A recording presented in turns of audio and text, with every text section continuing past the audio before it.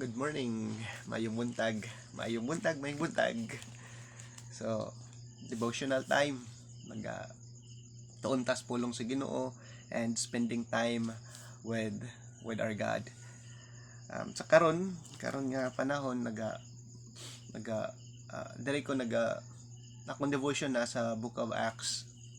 Nakapangutana ko ba nga the comparison of the church karon og the church sa sa New Testament church, particularly sa early church, unsay naa sa mga apostles sa pagsugod nila sa ilahang o pagsugod nila sa ministry, nganong ni-grow ang ministry and grabe ang ilahang kadasig sa pag-alagad sa Ginoo.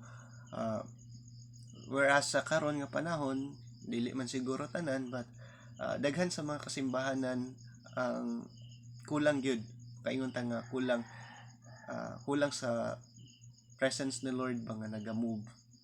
Most of the time nga okay na lang kung unsa ang status sa church, unsa ang nandan sa church, but mao na nga nakabaton ko og burden ba nga what unsa ba gyud ang naa sa Book of Acts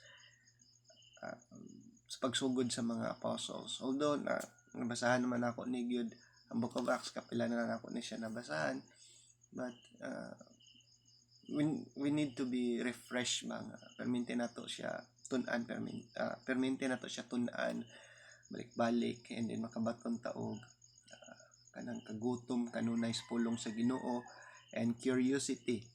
Unsa kana bang makabaton ka og question sa imong mind na what happened, unsay naa didto, and in that way baton pud ta og desire to do ministry, maghimo og ministry or mag-ministry in in line or adunay kapareho sa ginahimo sa mga leader sa Book of Acts. So ingon pa din nakinabasahan din sa sa Bible, sa Leadership Bible ni Maxwell. Yung pa din Holy Spirit power plus obedient leadership equals church growth. Nindot gid ay nga always we acknowledge the presence of the Holy Spirit. Always we acknowledge the empowerment of the Holy Spirit, the glory of the Holy Spirit, and for God's honor, for God's glory, for the exaltation of our Lord Jesus Christ.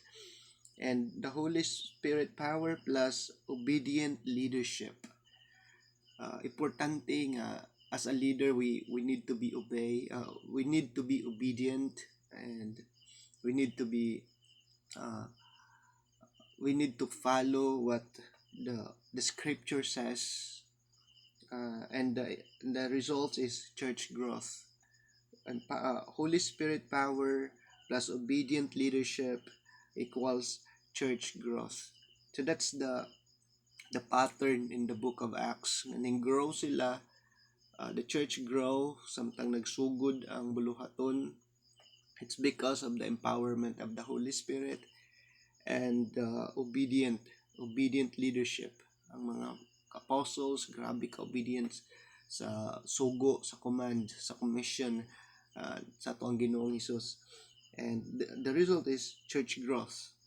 And dili lang ni siya automatic, ni growth rate. So they experience the process. Hinay-hinay na aduna sila fellowship, adunay gatherings, adunay persecutions, and the power of God, the Holy Spirit works. Nagkapamuhat siya through signs and wonders, healing and miracles. Grabe kaayo ang magapanlihok sa balaan nga espiritu sa Book of Acts. And ma-appreciate nimo nga inana ang gihimo sa Ginoo sa kinabuhi sa mga disciple niya sa Book of Acts. And kana ta nga it's because they are empowered with the Holy Spirit and obedient to the call of God, to the call of